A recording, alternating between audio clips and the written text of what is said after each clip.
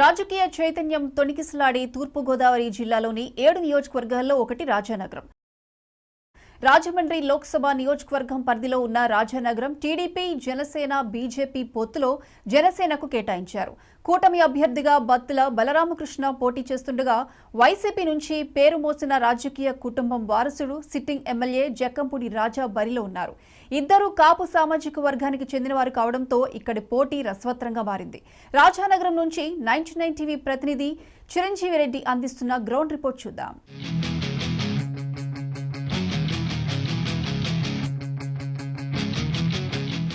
గతంలో బూరుగుపూడి నియోజకవర్గంగా ఉన్న ఈ నియోజకవర్గాన్ని 2009లో సీతానగరం, కోరుకొండ, రాజానగరం మండలాలతో రాజానగరం నియోజకవర్గంగా ఏర్పాటు చేశారు.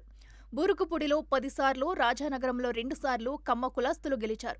ఇప్పుడు రాజానగరం నియోజకవర్గంలో 23% కాపులు ఉండటంతో ఇక్కడ కాపు కులస్తులే ప్రధాన పోటీదారులయ్యారు. కాపుల తర్వాత ఎస్సీ, శెట్టి బలిజ, కమ్మ ఓటర్లు జయపజయాలు నిర్ణయించగలిగే స్థాయిలో ఉన్నారిక్కడ.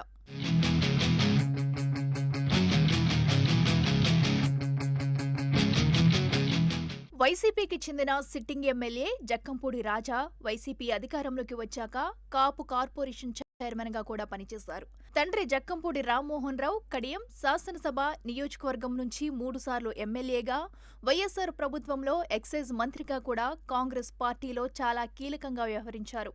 రాజా తల్లి విజయలక్ష్మి కూడా వైసీపీలో చురుగ్గా వ్యవహరించారు. 2014లో 8,000కు పైగా తేడాతో రాజానగరంలో ఓడిపోగా 2019లో ఆమె కొడుకు రాజా ఇక్కడి నుంచి 32,000కు పైగా మెజారిటీతో గెలిచారు. ఇప్పుడు మళ్లీ జక్కంపూడి రాజా బరిలో దిగుతున్నారు.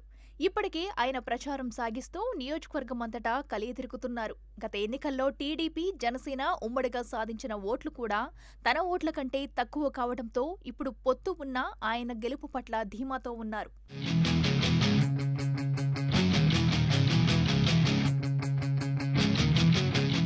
టీడీపీ, జనసేన పొత్తులో జనసేనకు వచ్చిన సీటు రాజానగరం. జనసేన అధినేత పవన్ కళ్యాణ్ రిపబ్లిక్ డే రోజు మొదటిసారిగా ప్రకటించిన 2 నియోజకవర్గాలలో రాజానగరం ఒకటి. ఈ నియోజకవర్గంలో జనసేన ఇన్ఛార్జిగా ఉన్న బత్తుల బలరామకృష్ణ పార్టీలోకి వచ్చిన కొద్ది కాలంలోనే పార్టీలో మంచి గుర్తింపు తెచ్చుకున్నారు. ఉమ్మడి తూర్పుగోదావరి జిల్లాలో జనసేన అంటే గుర్తొచ్చేది రాజానగరం. అక్కడే ఇన్ఛార్జ్ బత్తుల. నియోజకవర్గంలో తన మార్కు చూపించిన బత్తుల బలరామకృష్ణ ఒక సామాన్య రైతు కుటుంబం నుంచి వచ్చారు. అనేక సేవా కార్యక్రమాల ద్వారా ప్రజలకు దగ్గరయ్యారు. ఎవరికి ఏ కష్టం వచ్చినా తన వంతు సహాయ సహకారాలు అందిస్తూ వస్తున్నారు. నియోజకవర్గంలోని అన్ని మండలాలకు జనసేన తరపున ఉచిత అంబులెన్స్ సర్వీసులు అందిస్తున్నారు. పార్టీ చెప్పిన అన్ని కార్యక్రమాలు నిర్వహించడం, ఉద్యమించడం ఆయనకు స్థానిక ప్రజల్లో పేరు తెచ్చిపెట్టాయి.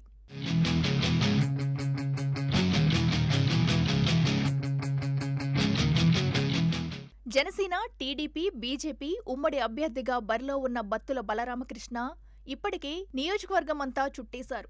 టీడీపీ, జనసేన నాయకులను, కార్యకర్తలను సమన్వయం చేసుకుంటూ ముందుకు వెళ్తున్నారు.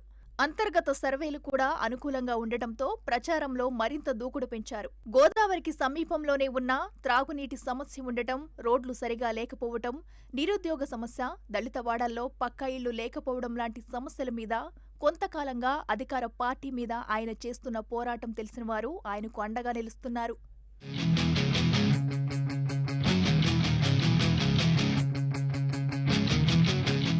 మొత్తంగా చూస్తే రాజానగరంలో పోటీ చాలా గట్టిగానే ఉండే అవకాశం కనిపిస్తోంది. వ్యక్తిగతంగా ఉన్న పేరు, పొత్తు అభ్యర్థి కావటం జనసేన అభ్యర్థి బత్తుల బలరామకృష్ణకు అనుకూలిస్తుండగా, సిట్టింగ్ ఎమ్మెల్యే కావటం, కుటుంబ రాజకీయ వారసత్వం, ప్రభుత్వ సంక్షేమ పథకాలు, ఎమ్మెల్యేగా చేసిన అభివృద్ధి జక్కంపూడి రాజాకు అనుకూలంగా ఉన్నాయి.